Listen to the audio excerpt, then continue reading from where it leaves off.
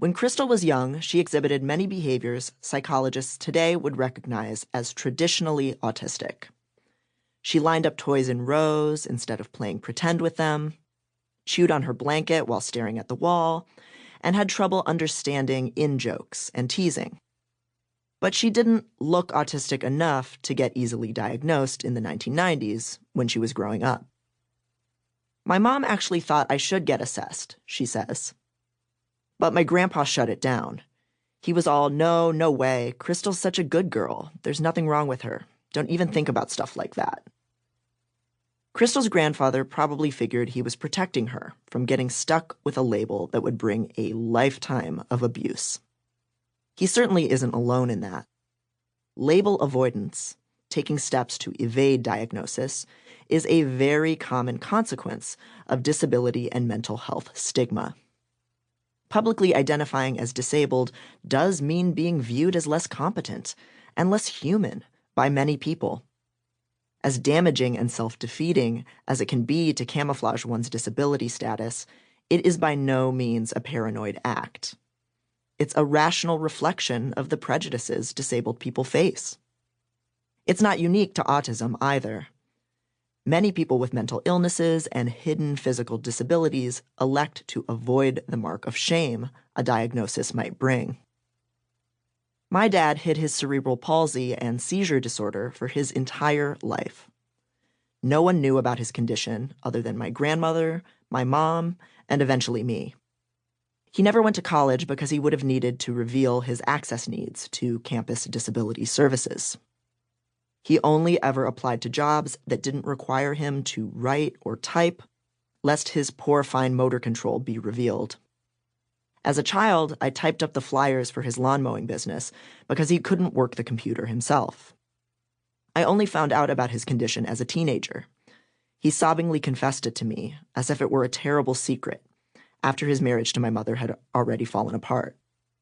He told me that his mother had made him hide his condition because it wouldn't have been acceptable to be openly disabled in the tiny Appalachian town where he grew up.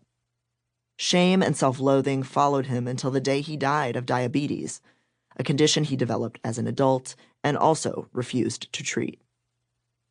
I didn't find out I was autistic until many years after his death, but he was the first person who demonstrated to me just how painful and self-destructive hiding your disability can be. He had erected an entire life around hiding who he was, and his defensive mechanisms had slowly killed him.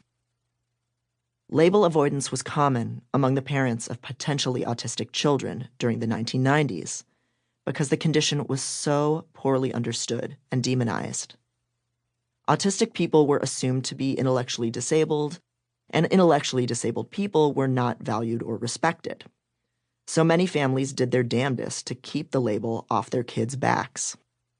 Though Crystal's grandfather intended to protect her from bigotry and from being infantilized, he also denied her important self-knowledge, educational resources, and a place in the autistic community. Without consulting Crystal, her family determined it would be better for her to suffer and hide her neurodiversity than to have a name for her marginalized position in the world. The weight of this decision is one Crystal continues to deal with now, as an adult who was diagnosed in her late 20s. Now I know I'm autistic, but I kind of found out about it too late, she says. If I tell people, they don't want to believe me. I have my life together too much for them to realize how hard it all is. Nobody wants to hear now about how hard it's always been, always still is, frankly. At this point, I have heard hundreds of autistic people tell versions of Crystal's story. Some of the details change, but the narrative arc is always the same. A child exhibits early signs of difficulty, but their families and teachers balk when disability is raised. Parents or grandparents, who themselves have autism spectrum traits, dismiss the child's complaints, claiming that everybody suffers from the social stress, sensory sensitivities, stomach issues, or cognitive fuzziness they themselves experience. Everyone in the child's life views disability not as an explanation of how a person functions and what help they need in order to function, but a sign of damage.